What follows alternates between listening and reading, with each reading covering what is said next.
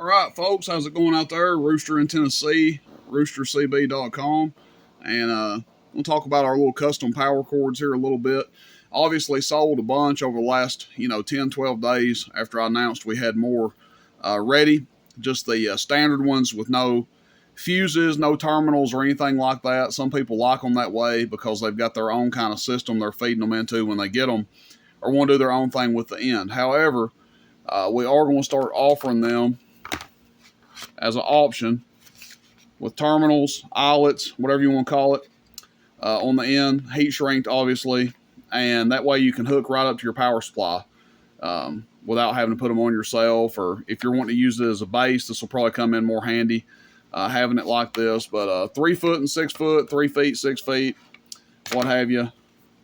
Nice and heat shrink there, and then heat shrink down here on the ends for your terminals as well. So just another option that we're adding to these. Again, 3 feet and 6 feet available with or without terminals on them. Also in the future, going to start adding some with inline fuses. Something some folks have been asking for. Probably going to do, I would say 15 amps is plenty, because let's just say, for example, a Striker 955 all the way. I mean, even if you have the power cranked up on sideband, you're probably not going to draw over about 12, 13 amps. So most of your radios that are going to draw over 15 amps are going to use a different kind of power cord than what these are. Our goal with these is to where you don't have to change the plug on the back of your radio. We've done demonstration videos in the past showing the performance increase just by switching the power cord, by doing nothing else. The power output comes up, the voltage comes, is substantially more stable coming to the radio, and also that makes your radio run a lot easier and not wearing it out, not starving it for juice. But a couple different kinds of fuse holders. These are a little bit cheaper than, say, these. I mean, there's not a giant price difference, but we'll probably offer them, both ways. We may reserve this one for the cords that have terminals on it, and then use this one for cords that don't have terminals. So we'll make them fused with terminals, eyelets, whatever you want to call it, and we'll make them fused without as well for those. So you'll have all kinds of options with these guys.